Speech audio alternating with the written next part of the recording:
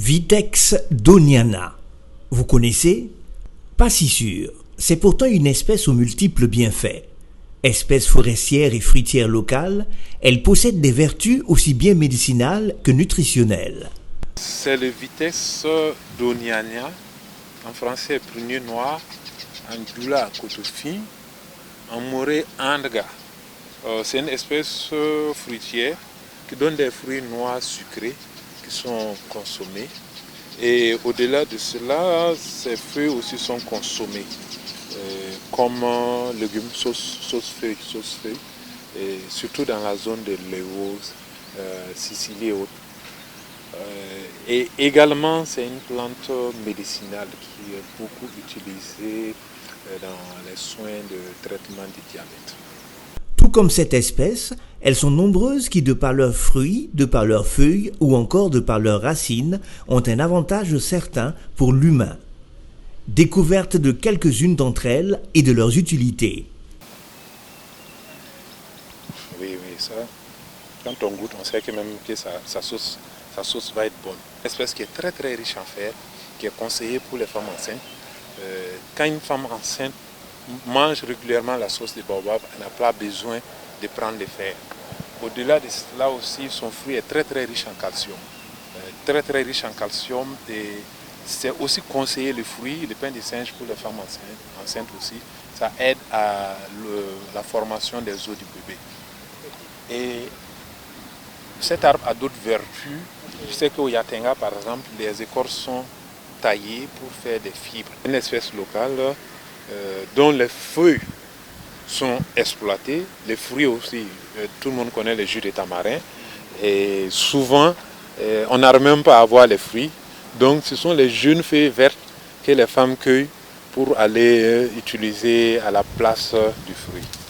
Cerise sur le gâteau, ces espèces forestières permettent d'avoir une diversité alimentaire, ce tout au long de l'année, avec à la clé des avantages économiques. Sur le plan alimentaire, on a des fruits toute l'année avec soit c'est les vitesses on va manger, si ça finit, on a le néré, après il y a le karité, après on a le baobab, le pain de singe, après ça on a le mukuna, après ça on a une très grande diversité. Nos jours, le tamarin, la demande est très très forte pour faire du jus. Les amanais, la demande est très très forte. Fausse note cependant, on assiste à la rareté et la disparition de certaines espèces du fait de l'action de l'homme et au changement climatique. Fort heureusement qu'il existe le Centre national de semences forestières, le CNSF, pour parer à toute éventualité. À ce titre, le centre contribue à disponibiliser les espèces forestières locales afin qu'elles ne disparaissent point, mais aussi pour des raisons de valorisation et de conservation du patrimoine national. Nous avons plus d'une centaine d'espèces locales forestières qui sont produites dans nos pépinières, notamment les espèces telles que le karité, vous l'avez dit. Il y a des espèces aussi comme le capoquier, que vous voyez là derrière, juste derrière moi ici. Il y a le néré, le résinier local.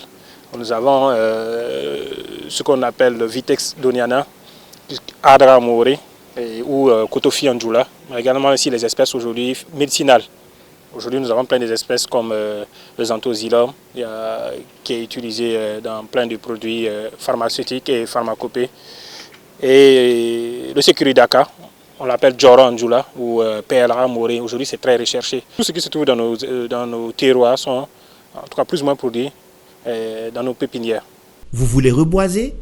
Pensez espèces forestières locales, car elles sont les plus adaptées et participent fortement à la reconstitution de la biodiversité.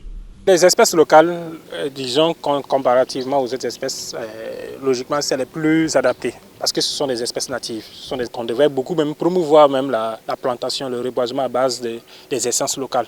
Aujourd'hui, un peu, c'est l'esprit aussi qui anime aussi le CNSF. Beaucoup travaillent sur nos espèces locales parce qu'elles sont les plus adaptées dans nos conditions climatiques. Le moins que l'on puisse dire, c'est que nos espèces forestières locales, en plus de représenter le patrimoine culturel de nos communautés, sont partie intégrante de notre identité alimentaire, culinaire et cultuelle.